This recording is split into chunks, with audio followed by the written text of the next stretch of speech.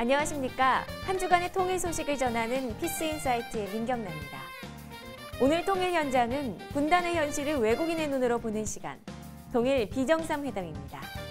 친근한 독일 남자 다리오 씨와 함께합니다. 일제 식민지 지배의 저항에 일어난 3.1운동 50년 후 남북 통일을 이루기 위한 운동이 시작됩니다. 통일 발자국 마지막 시간, 오늘은 통일부가 시작되었던 그날을 찾아가 봅니다.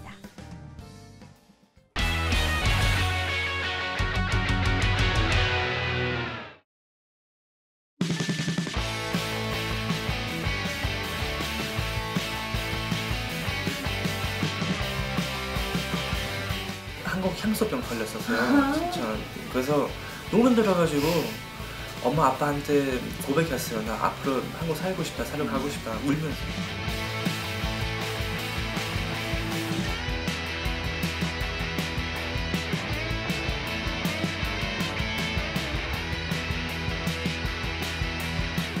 안녕하세요. 저는 통일부 대학생 기자 조호경입니다. 통일 비정상회담 오늘 정말 꽃미남 게스트분이 또 오셨는데요. 자기소개 한 번만 부탁드려요. 네, 안녕하세요. 저 독일에서 온 다리오라고 합니다. 한국 산지 이제 8년 됐어요. 제가 오시기 전에 성함을 한번 찾아봤는데 플레임이 나리오 조셈리 코니아츠니? 맞아요. 맞아요. 네. 좀 길죠. 네. 그럼 뭐라고 불러드려야 될까요? 그냥 다리오 아니면 오다리라고 불러도 돼요, 사실. 네. 오다리. 오다리 별명이에요. 그래서 다리오라서.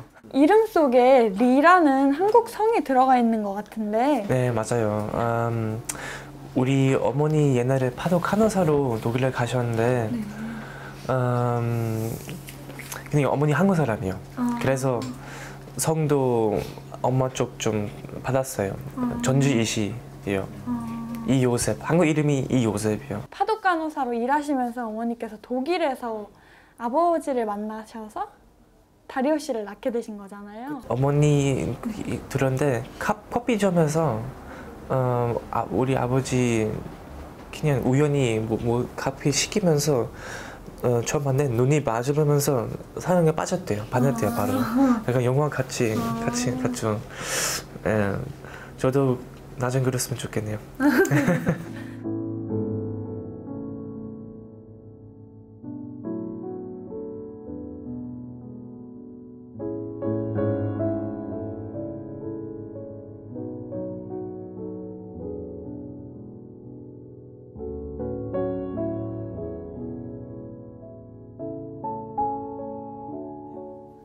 독일 사람들은 뭐 어머니나 한국 사람들을 바라보는 시선이 어떤지 궁금해요. 네, 사실 독일 사람들은 한국에 대해서 옛날에 전혀 아무것도 몰랐어요. 중국 사람 아니면 일본 사람 그 정도만 알고 있었는데 한국에 대해서 독일 사람 잘 몰랐고 오히려 북한 얘기만 네, 그 마인드에 머리에 있었어요. 독일 사람들은. 그래서 어머니 한국에 대해서 한국 나라 자기 나라에 대해서 스토리 같은 거 많이 얘기하셨죠. 그래서 독일 사람들 그때는 항상 되게 궁금하면서 되게 신기했었어요. 그 독일에 사시는 한국인 어머니께서는 한국에서 산다고 하니까 뭐라고 하셨어요? 1살 때부터 6살 때 같이 한국 살았는데 그때는 그 기억이 아직도 쨍쨍하고 있어요. 진짜 아직 잘 기억나요. 할머니. 신기해요. 그러니까 이 정도 영향이 많이 받았다는 얘기죠. 오늘 다리오 씨를 모신 건 통일 경험이 있는 독일의 이야기를 좀 듣고 싶어서예요. 혹시 고향이 어디세요? 저는 베를린인데 근데 그때는 분단되어 있었으니까 베를린 분단되어 있었으니까 서쪽 서베를린 예, 거기서 태어났어요. 베를린 하면 베를린 장벽만 떠오르는데요. 가보셨어요? 당연히 가봤죠. 우리 집에도 우리 할머니, 할아버지, 어머니랑 아버지랑 같이 그 방문한 사진 있어요. 저 그때 한 6살, 7살이었었어요. 그 기념물 일부러 이렇게 만들어 놨어요. 생각하려고. 왜냐면 잊으면은 또 다시 이런 실수 날 수 있으니까. 예, 그래서 그런 중요한 역할이죠. 그런 중요한 기념일이요. 남한과 북한이 통일을 한다면 독일의 통일과는 무엇이 다를 거라고 생각하세요? 옛날 독일에서는 베를린에서는 사실 벽밖에 없었어요. 벽이었어요. 거기 다 말고 그냥 몇 부분에 대해서 거기 좀 가까이 와서 그냥 벽 넘어서 소리 지를 수 있었어요. 그것 때문에 그러니까 조금 가까이진 느낌이었죠. 근데 한국은 그런 거 아예 없어서 너무 복잡하죠. 너무 떨어져 있으니까 더 힘든 거죠. 그러니까 서로 잘 몰라요. 그래서 어떻게 사는지 뭐 너무 가까이 너무 떨어져 있으니까 약간 진짜 모르는 나라 되는 것 같아요. 인간으로서 좀 힘들 수 있다고 생각하는데 그래도 일반 주민들만 좋아할 것 같아요. 행복할 것 같아요. 왜냐면 옛날처럼 한국 다시 됐으니까 통일됐으니까 하나. 저도 사실 태어나서부터 남한과 북한으로 갈라져 있는 나라에서 태어났고 그래서 통일 후의 모습이 약간 상상이 안 가요. 그리고 약간 두려운 마음도 있는 게 사실이고요. 근데 그런 면에 있어서 통일이 얼마나 좋은지 한번 말씀해 주세요. 제가 볼 때는 자체 통일한 거 좋다고 생각해요. 제가 볼 때는 통일한 거 맞고 좋다고 생각해요. 근데 타이밍이 중요해요. 타이밍과 준비가 돼 있어야 돼요.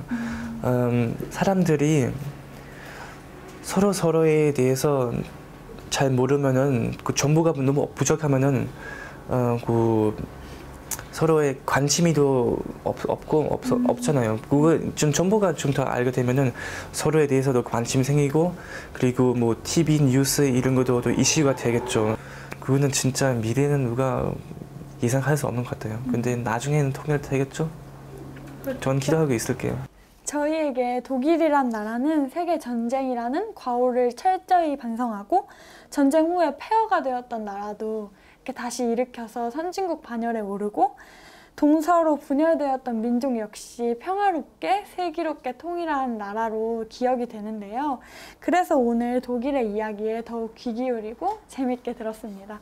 오늘 인터뷰 어떠셨나요? 북한 뭐 통일 이런 거에 대해서는 평생에 얘기 잘 안 하죠. 그래서 그냥 다시 얘기해서 우리 어머니 생각나면서 독일, 한국 비교하고 뿌듯하네요. 네, 오늘 너무 즐거웠습니다. 네, 감사합니다. 감사합니다.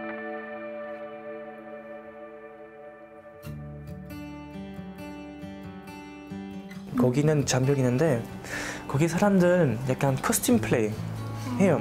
약간 타임머신 같은 느낌이에요.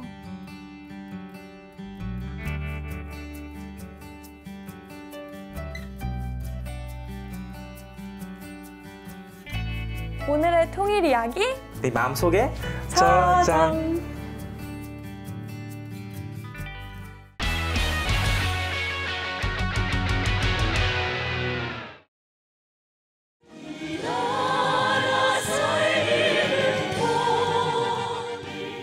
남북 통일을 노래하는 우리의 소원.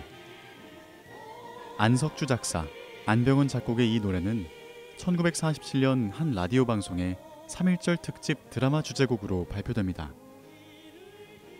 처음 만들어진 가사는 우리의 소원은 독립이었는데요.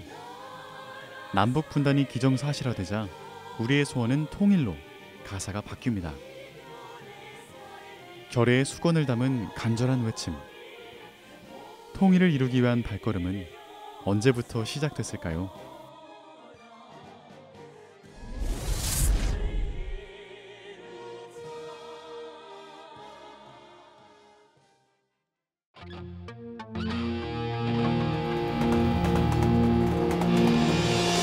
그대 가슴 속에 피어나는 소망이 하나의 작은 불이 되어 저 어둠 속을 비추는 처음이란 기미 독립선언 제50주년 기념일에 맞춰 서울 한국반공연맹 건물 소회의실에서 새로운 정부기관이 문을 엽니다. 바로 국토통일원. 지금 통일부의 모체가 되는 곳입니다.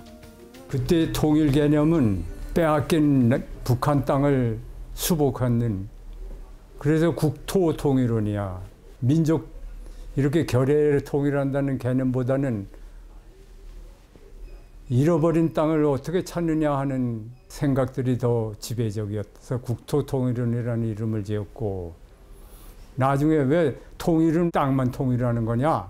결의 통일, 민족 통일이 진짜 통일이다 해서 국토라는 자를 빼버렸잖아요. 1960년 4.19 혁명 이후 정당과 사회단체 등을 중심으로 각계에서 활발하게 전개된 통일 논의. 통일 재반 준비와 대책을 마련하기 위해 정부 내의 통일 전담 기구의 필요성이 대두됩니다. 국회에서는 국토통일연구 특별위원회 설치에 관한 결의안이 의결되는데요. 1968년 정부조직법이 개정되고 이듬해 국토통일원 직제가 제정됩니다. 다른 부처와는 달리 국회에서 직접 통일원 조직을 만들어서 국토통일원 설치 무슨 특별법이라고 해서 그래갖고 정부에다 이송했는데, 나중에 이제 정부조직법에다가 넣어서 그렇게 규정을 한 거지. 초기에는 국회에서 만들어준 거야. 통일에 관한 문제를 종합적으로 조사 연구하고 통일 방안과 통일 이후의 재반 정책, 통일에 관한 홍보와 선전이 주요 업무였던 국토통일원. 총무과와 정책기획실, 조사실, 교육홍보실 등 3실 1과 7 담당관으로 시작했습니다. 동서간 화해와 협력의 분위기가 조성되었던 1980년대. 국토통일원은 국가안전기획부로부터 남북 대화 업무를 이관받습니다. 초기에는 주로 조사, 연구, 교육, 홍보 여기에 이제 중점을 두다 보니까 연구기관 같은 그런 이제 인상을 주고 했는데, 그 뒤에 이제 남북 회담이 열리면서 활발한 움직임을 이제 보였고, 특히 중앙정부부에 있었던 남북 대화 사무국이 통일원에 왔는데, 남북 회담뿐만 아니라 통일 정책의 핵심 부분을 맡아서 했던 대단히 중요한 기간이죠. 사회주의권이 붕괴한 1990년대에는 남북기본합의서가 발효되는 한편 북한의 식량난에 따른 대북 지원과 북한 이탈 주민이 증가합니다. 급격한 남북관계의 변화에 따라 국토통일원의 명칭은 통일원으로, 장관은 부총리로 격상되는데요. 통일과 남북대화, 교류협력에 관한 관계부처의 총괄과 조정을 담당하게 됩니다. 통일정책이라는 것은 일종의 종합정책이에요. 경제정책이라든가 사회정책이라든가 외교정책, 국방정책 다 관련이 있죠. 그렇기 때문에 이런 정책을 결정하는 데는 다른 부처와의 협력이 대단히 중요하죠. 물론 이제 그 주도적인 역할은 통일원에서 했고, 여러 부처가 같이 참여를 하고 협력을 해서 이루어질 수 있는 정책이라고 할 수 있죠. 그러나 1997년 밀어닥친 경제 위기로 작은 정부의 구현을 위한 정부 조직 개편과 함께 통일원은 통일부로 다시 조정됩니다. 지금의 통일부는 통일과 남북대화, 남북교류협력, 대북 인도 지원에 관한 정책을 수립하고 북한 정세를 분석하며 통일교육과 홍보 등 통일에 관한 업무를 주관하고 있습니다. 1985년 3월 입구에 올해 입사 33년 차인 서호 기획조정실장, 통일부 남북대화사무국 공보관실에서 일을 시작해 남북회담본부 기획부장과 교류협력국장, 개성공단 지원단장, 남북출입소장 등을 거치며 인생의 절반 이상을 통일 현장에서 보냈습니다. 84년도에 우리나라에 큰 수재가 발생을 했었습니다. 북한이 수재와 관련해서 남쪽 우리 측에 수재 물자를 지원하겠다고 했을 때 남북 간에 서로 접촉할 수 있는 계기가 발생을 했고, 85년도에는 회담이 여러 갈래로 형성이 됐었습니다. 가장 기억에 남는 것은 이산가족 고향 방문 및 예술단 상호교환. 서울에 있는 워크힐 호텔에서 이산가족 상봉 장면을 함께 역사의 현장에 있었습니다. 73년의 시간 동안 멀어졌다가 가까워지고 가까워졌다가 다시 멀어졌던 남과 북. 우리가 통일을 실감했던 그 순간들을 기억합니다. 남북 간의 6.15 정상회담을 역사적으로 개최하고 그 이후에 남북 간의 중요한 3대 사업을 했습니다. 그 하나는 금강산 관광 사업이고 또 하나는 서쪽의 개성공단을 여는 거였습니다. 그리고 이 개성공단과 금강산을 서로 연결하기 위한 남북 간의 철도 도로 사업이 또 3대 사업 중에 하나였습니다. 이 3대 사업이 다 된 것이 저는 사실상의 통일이었다 이런 생각을 하고요. 통일로 가는 데 있어서 통일부가 그 중심적인 역할을 했습니다. 누군가는 통일이 지금 당장 무슨 소용이냐고 물을지도 모르지만 통일 한반도에는 지리적으로 남북을 잇는 것 이상의 의미가 있습니다. 49년 전 결의의 염원을 안고 뗀 첫걸음. 통일부가 우리의 소원을 이루기 위해 최선을 다하겠습니다.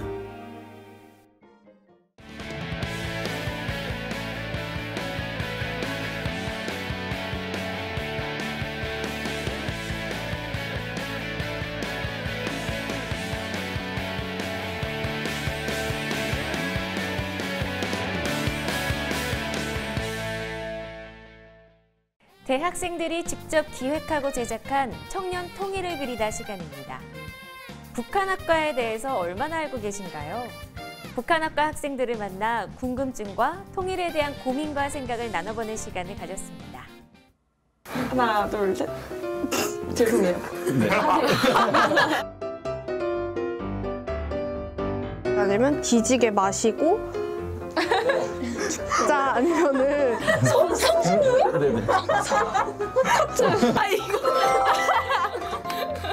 이거 살릴 거야? 안녕하세요. 저는 북한학과 17학번 송채린입니다. 경제학과 17학번 김성순입니다. 북한학과 16학번 남민경입니다. 기계로봇에너지공학과 17학번 정수민입니다. 북한학과 16학번 노숙경입니다. 영화영상학과 17학번 권호정입니다. 북한학과는 조금 낯설다는 느낌이 이런 거 될까요? 빨간 맛. 북한에 뭘 배우는지 잘 모르겠어서 제가 고등학교를 나온 지역에는 그 북한 이탈 청소년들이 다니는 학교가 있어요. 서로 교류를 할 기회가 많았는데 자연스럽게 북한 이탈 주민들에 대한 관심으로 이어지고 북한 관련 통일 관련 파트가 국사에서도 굉장히 중요한 파트여서 이렇게 여기 한번 넣어보자 해가지고 넣었다가 돼서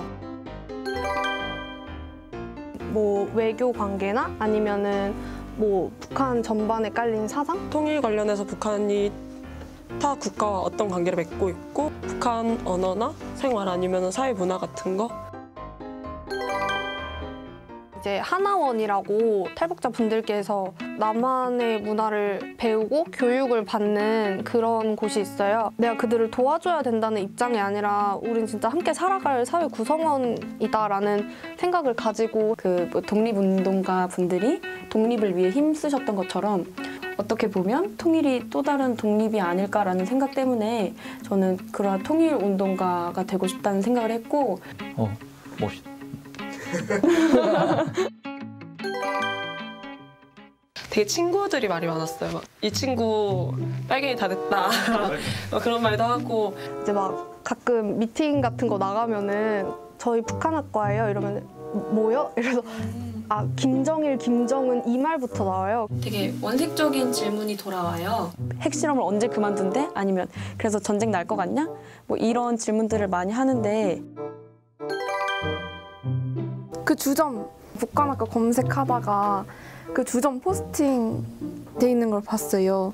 김간혜라고. 제가 신입생일 때는 그 DMG라고 해가지고 저희 과랑 관련이 있으니까 그게 뭐의 약자냐면 뒤지게 마시고 죽자 아니면은 북한학과에는 그런 이북 출신 학생이 있다.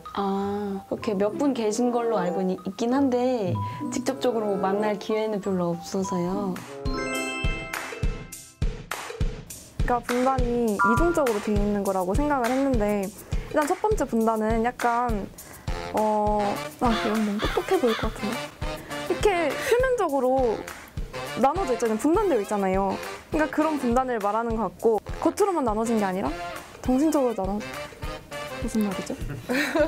분단이 이중적으로 되어 있다는 건데 첫 번째는 외세와 그리고 우리 한반도에 있는 민족 이렇게 해서 하나의 분단 구조가 만들어지는 거고 분단을 이용해서 계속 자신들의 어떤 이익을 취해 가거나 아니면 이 분단 상태를 고착화하길 원하는 기득권 세력과 그리고 그걸 원하지 않는 민중 이렇게 해서 두 개의 분단이 주체사상이 어떤 거냐면 말씀해 주시죠.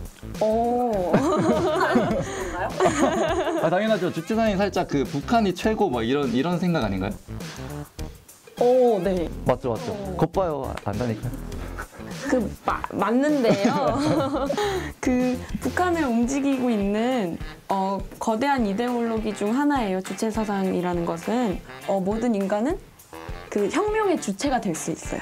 단 그렇게 주체적인 인간이 되기 위해서는 수령의 영도가 필요해요. 수령의 유일 영도 체계를 인정하는 이것에 정당화를 부여하는 북한에서 여성의 삶이 굉장히 희생적인 삶이에요. 가장 흔히 쓰이는 일회용 생리대가 김정은 정권이 들어오고 2016년도가 되어서야 통용되기 시작했어요. 되게 여성의 삶에 주목을 해보면 많은 걸 느끼게 되는 것 같아요. 우리 세대한테 통일을 꼭 해야 한다라는 생각을 심어줄 수 있을 만한 공통 정서도 없는 것 같고 그렇다고 완전 이대로 계속 대치 중인 상태로 살아가자라고 얘기하기에는 조금 무리가 있는 것 같아서 저는 사실 통일이라는 주제가 나올 때 어떻게 답변을 해야 할지가 분단으로 인해서 소모되고 있는 것들이 굉장히 많다고 생각을 해요. 그렇죠. 경제적으로 봐서 분단 비용이나 그런 그쵸? 것도 있고 이제 막 안보 때문에 비용을 많이 쓰고 있긴 하니까. 네. 그리고 성순 씨는 군대를 가셔야겠죠? 그렇죠. 군대를 가야 되죠. 네. 남자라면 군대를 가야 되죠. 분단 체제에 살고 있기 때문인 것 같아요. 제가 생각하기에는. 그 초등학교 때 대회 같은 걸 하면서 무조건 통일이 되어야 된다 그런 식으로 거의 세뇌가 되다시피 생각을 했었는데 요즘 생각해 보니까 꼭 그런 것만은 아닌 것 같아요. 진짜 반세기가 지났잖아요. 그렇기 때문에 이제 서로의 길에 적응이 되었을 것이고 통일을 어떻게 할 것인가에 대해서 논의가 이루어지는 게 제일 먼저인 것 같아요. 지금 자체는 휴전 상태잖아요. 네. 그런 전시 상태를 해체하는 게 가장 중요하다고 생각을 하거든요. 그래서 그 이후에 국가 대 국가로서 서로 오고 갈 수 있는 분위기 하에서 더 잘 된다면 통일이 되는 것도 나쁘지 않겠지만 지금 상태에서는 과연 통일을 하는 게 옳을까라는 생각이 가장 먼저 드는 것 같아요. 지금 고착화되어 있는 인식의 틀을 깨는 게 제일 중요하다고 생각을 하는데 부정적인 이미지를 깨는 게 좀 필요할 것 같고 저는 북한 문제에 있어서는 개개인이 계속 생각을 하고 이야기를 통해서 이 문제에 대해서 어떻게 해결을 해나가야 되는지를 무조건적인 적대감은 버려야 하지 않을까 하는 생각이 들어요. 지금 휴학을 한 상태여가지고 공부를 1도 안 했거든요. 그래서 지금 바보가 돼가는 중이었는데 그래서 제가 작년에 썼던 소논문도 계속 읽어보고 제가 이런 생각을 했구나, 이런 어려운 용어를 썼어 이러고 너무 놀랐거든요. 그래서 다시 한번 좀 더 공부하는 계기가 된 것 같아요. 좀 재밌다는 생각도 들었어요. 북한어과 청강을 해보는 것도. 공대생이면 이런 이야기를 할 경우가 없어요. 참된 문과생을 만난 진짜 정말 좋고요. 그리고 북한에 관련돼서 제가 생각을 할 그런 기회 같은 게 없었는데 이번 인터뷰를 통해서 또 생각도 하고 나름 학생들 사이에서는 전문가라고 할 수 있잖아요. 북한에 관해서 이렇게 대화를 할 수 있었던 것 자체가 즐거웠던 것 같습니다. 감사합니다. 와. 감사합니다. 오늘 준비한 소식은 여기까지입니다. 이상으로 피스인사이트를 마칩니다. 시청해주신 여러분 고맙습니다.